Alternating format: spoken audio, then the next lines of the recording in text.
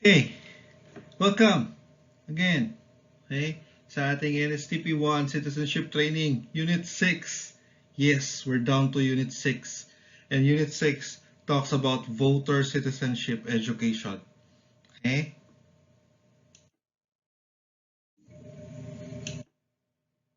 Again, as an introduction, so this presentation is Unit 6 of the NSTP 1 training module.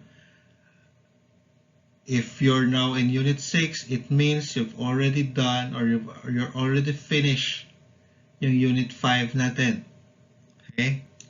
And this module will focus on important details when it comes to voters' education campaign as circulated by the Commission on Election or COMELEC. So students are required to finish this lecture to complete the Unit 6 of the module. So let's talk about the right to suffrage. Okay? So if you remember in our module 2, diba, I told you or I said that we're not gonna discuss more of the right to suffrage in that unit because we're gonna discuss it sa Unit 6. So here we are, right to suffrage. So what is the right to suffrage? So suffrage is the human right to vote. Okay? In our country, it is indicated in 3 documents. In the Universal Declaration of Human Rights, in the International Covenant of Civil and Political Rights, and in the 1987 Philippine Constitution. Okay? Now, these documents call for 3 things: universality of the right, equality in access to public service, and the secrecy of votes.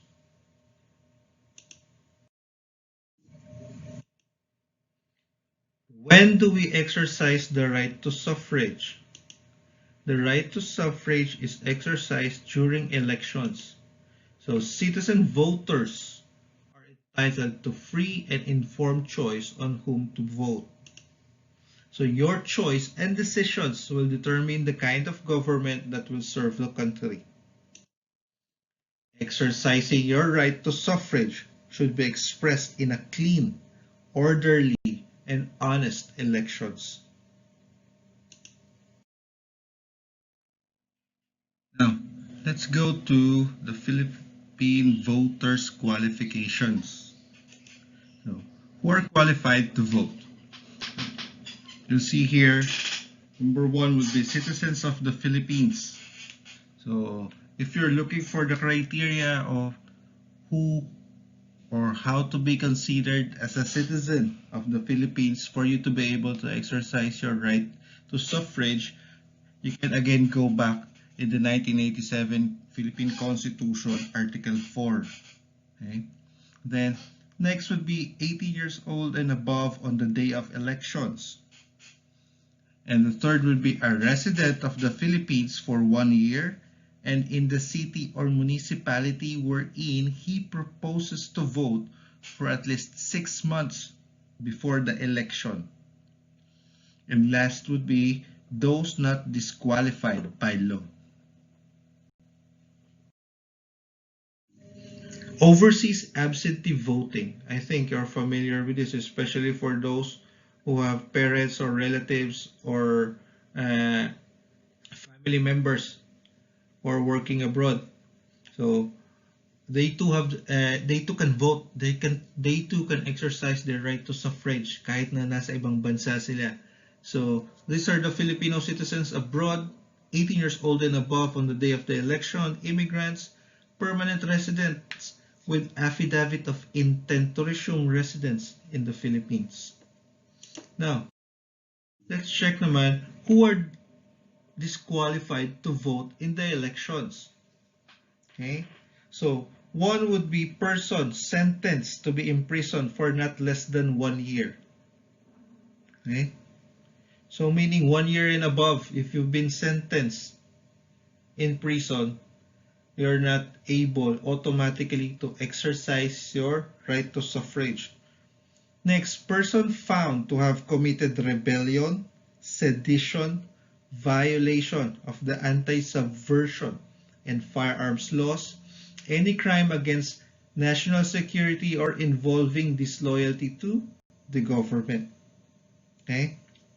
Next, insane or incompetent persons. Basically, has something to do with yung technicalities naman. Okay?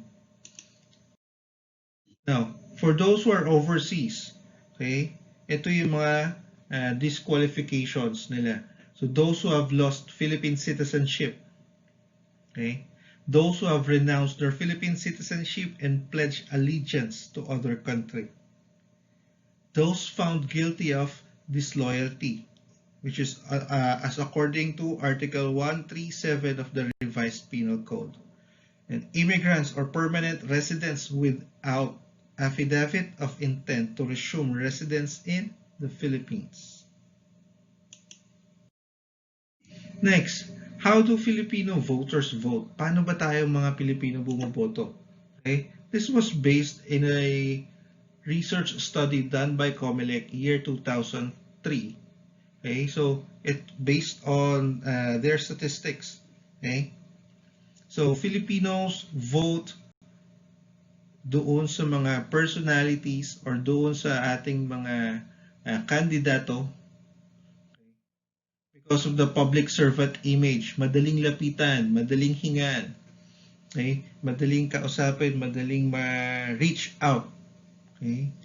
So, next would be yung political machinery. As we all know naman, when it comes to elections, you really have to have a deep pocket. Diba? Kailangan mo yan ng political machineries. And then popularity. I think for me, this is the number one reason kung paano tayo bumuboto. We rely on popularity. Okay? Hindi tawag nilang popularity vote. Whoever is popular wins. Okay? Next, endorsement of network and organizations. Okay? So, I think this is also one of the influential, okay, or one of the things that influences our votes.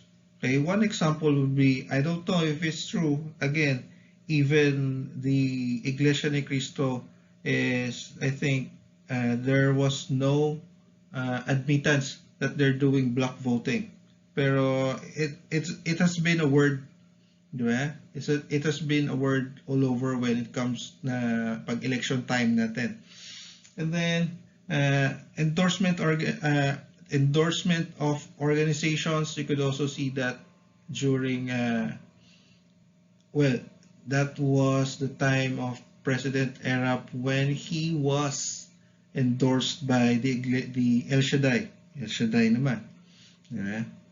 Even yung side ni Brother Eddie, the JL, or yung tinatawag naman nila na mga Christian side naman, yung mga born again side, they also endorses candidates. Okay? So, as Filipinos, ito yung mga basihan natin kung paano tayo bumuboto. Ito yung tinitignan natin. Okay? Next, action points for citizen voters. So, before elections, okay, ano ba yung mga dapat natin ginagawa, okay, before magkaroon ng election? So, first would be register during the period allotted for voter registration.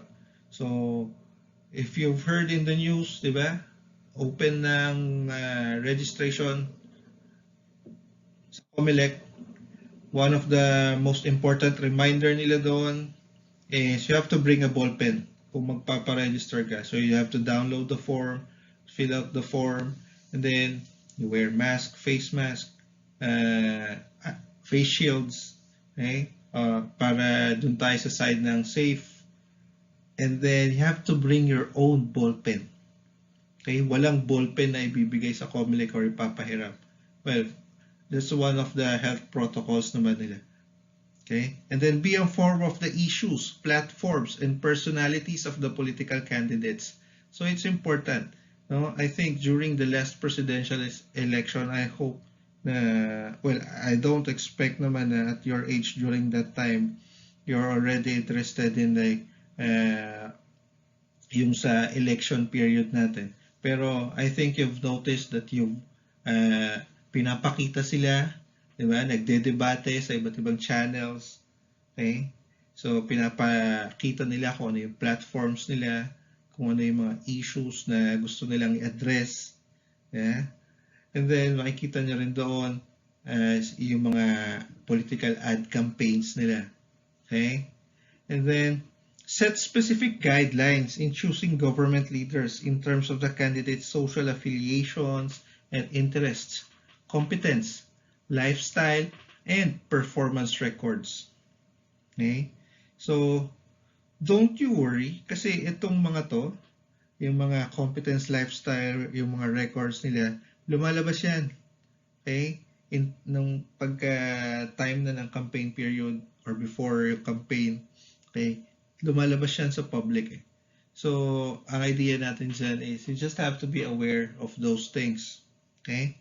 Then participate in public debates that would inform citizens and gain the commitment of the candidates to integrate the interest and welfare of the citizens.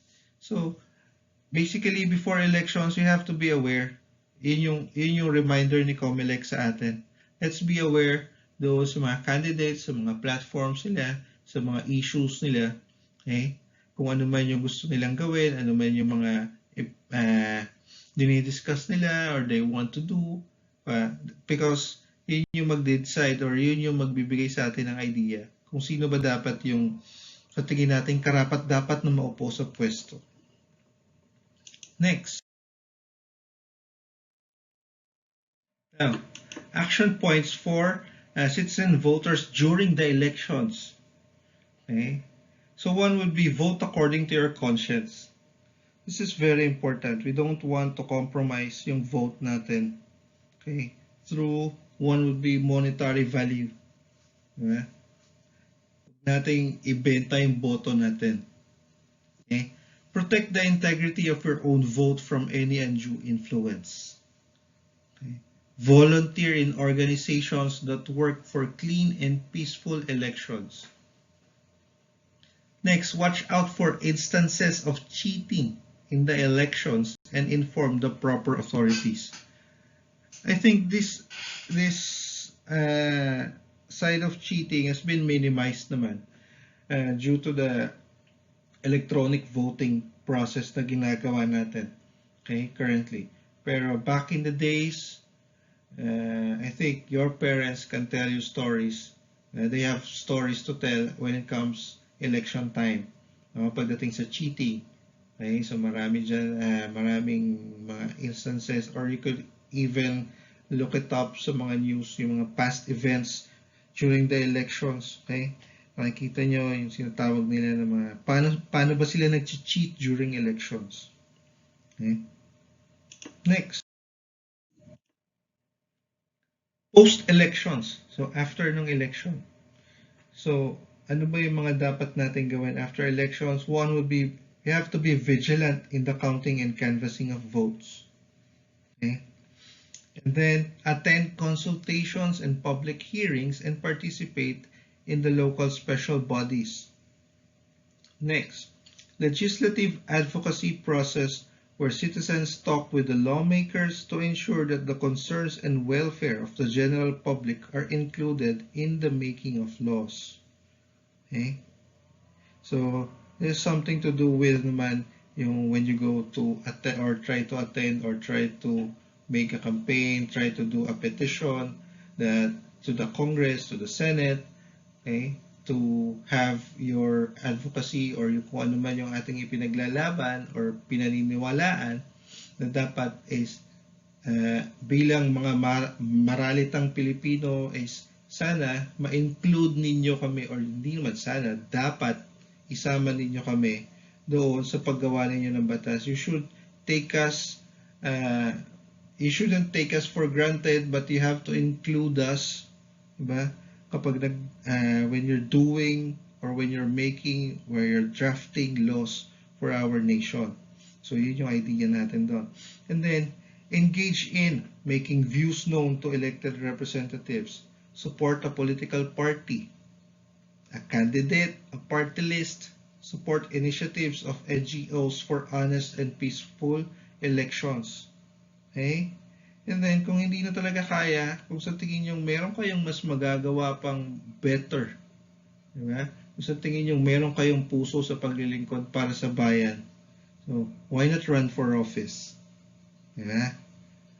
Subukan natin para maipakita natin sa kanila na meron tayong kakayahan, meron tayong kaalaman para mas mapabuti yung sitwasyon or yung kalagayan ng ating bansa. Next. Let's try to look at this image, diba? Or yung points na to. So it says here, a good government is one that engages citizen participation and is responsive to the needs of the people. So, ganun yung sinatawag nilang government, a good government, sensitive, nagre-respond. Okay? And then good leaders are those who uphold accountability to the people and promote transparent and people-oriented programs. Okay? And then good citizen voters are those who value their right to suffrage as to keep themselves informed, involved, and vigilant. Okay? So, when you get doon sa voting age na tinatawag natin, okay? So, I hope ma-exercise yan or ma-practice nyo yan, yung getting informed, involved, and being vigilant. So, for the references that you can look up doon sa sa presentation natin.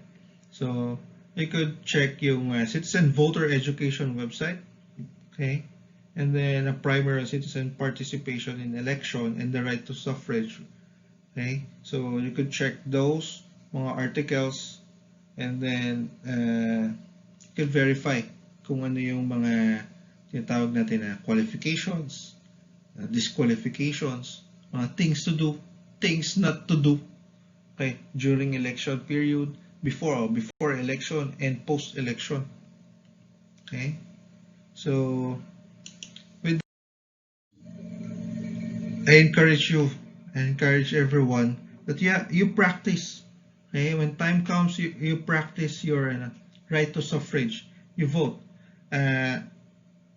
Yung argument nila palagi is, isang boto lang naman ako, it won't matter. No, that is not the case. One vote counts. It will always count. Okay? So, take time. Think about it. Yung mga candidates na iboboto ninyo. Yeah. It's for the future. It's for the future of our nation. Yeah. You choose better leaders. I think one good example niyan. Diba? One good example ng mga leaders na nakikita natin ngayon through social media is, for example, yung mga local chief executives na elect natin before, like the mayor of Pasig, sabi nila, mayor ng Marikina, mayor ng Valenzuela, and of course, the mayor of Manila. Diba? They have been proactive doon sa call ng mga tao. They have been active when it comes to resolving the issues of their own cities. They're able to provide the needs, okay, at some point ng kanilang mga nasasakupan. So, that's one good reflection ng tamang pagboto. Okay? That's one good effect, or that's one good realization ng ating mga boto.